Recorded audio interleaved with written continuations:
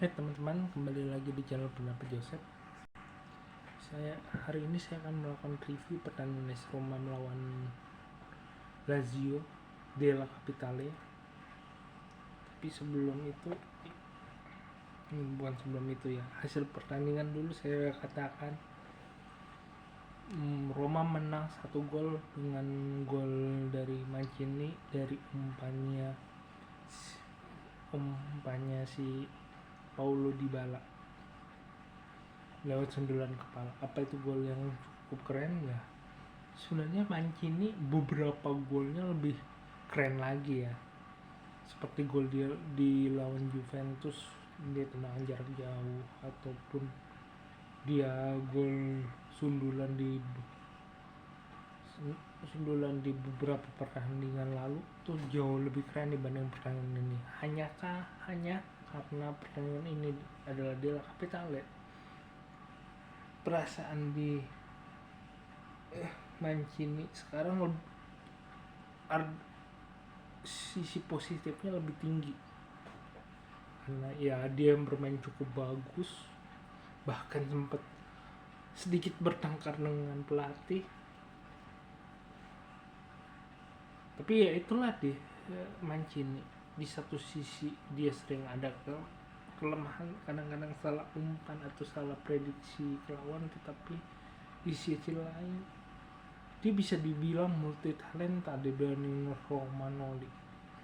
Nah, kita singkirkan dulu gua cerita Mancini dan golnya itu. Kita fokus di pertandingan.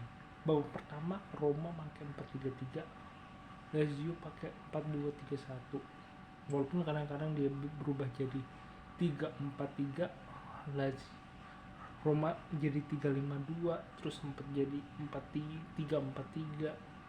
Tapi yang jadi suatu sisi positif kita sebagai Romanisti kalau melihat pertandingan babak pertama, Roma mengambil mulai dari kick off Roma sampai mencetak gol di menit-menit terakhir. Tetapi yang jadi sisi positif adalah Roma mulai panas di menit ke-10. Itu sebuah hal yang bagus ya, walaupun kalau kita cermati masih ada beberapa kesalahan, dan itu sangat sering terjadi oleh tim-tim Italia, apalagi di tinggal 7 laga lagi di masa kepepet seperti ini ya. Keseringan kesalahan dan deadlock itu sangat mungkin terjadi nanti, dan saya berharap Roma lebih lancar dibanding beberapa klub yang saya menjadi pesaingnya.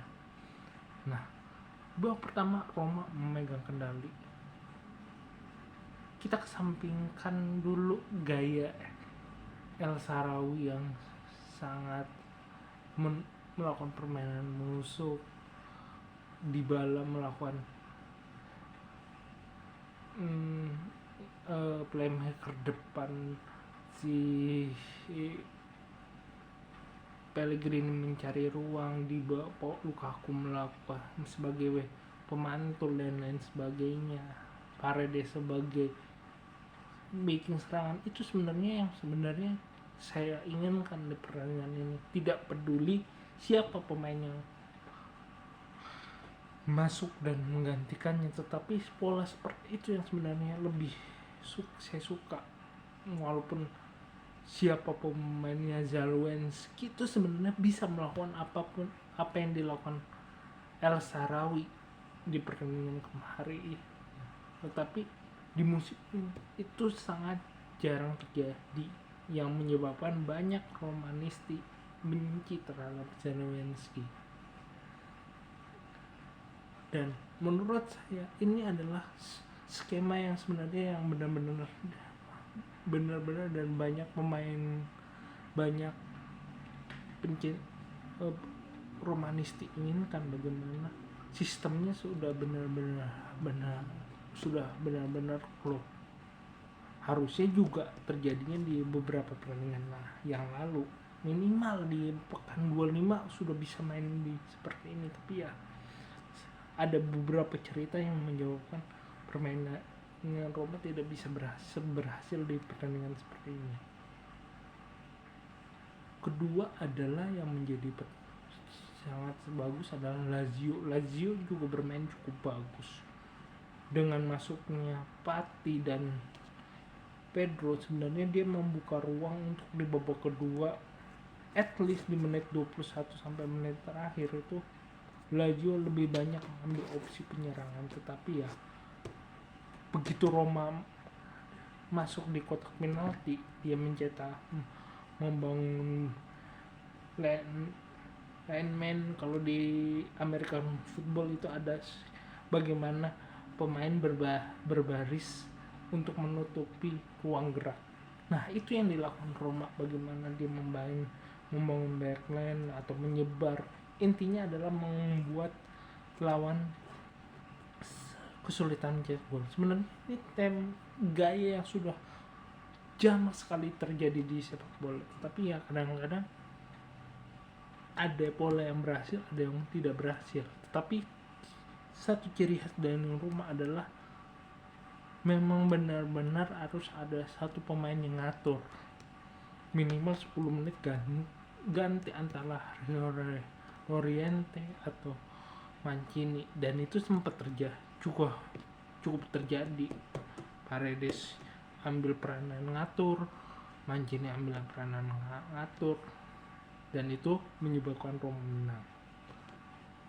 Berbicara juga friksi dan kartu kuning itu banyak terjadi.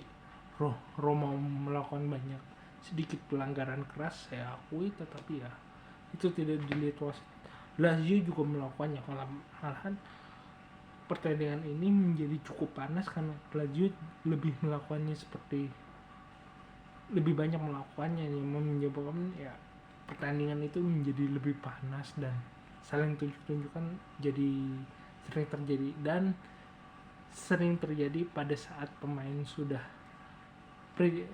full time. Itu menyebabkan ketegangan seperti itu akan makin menjadi.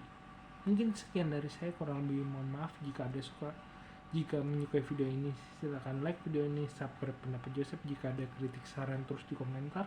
Jika ada yang berinvestasi, silakan klik link Saweria di deskripsi atau scan barcode di pojok kiri bawah video ini.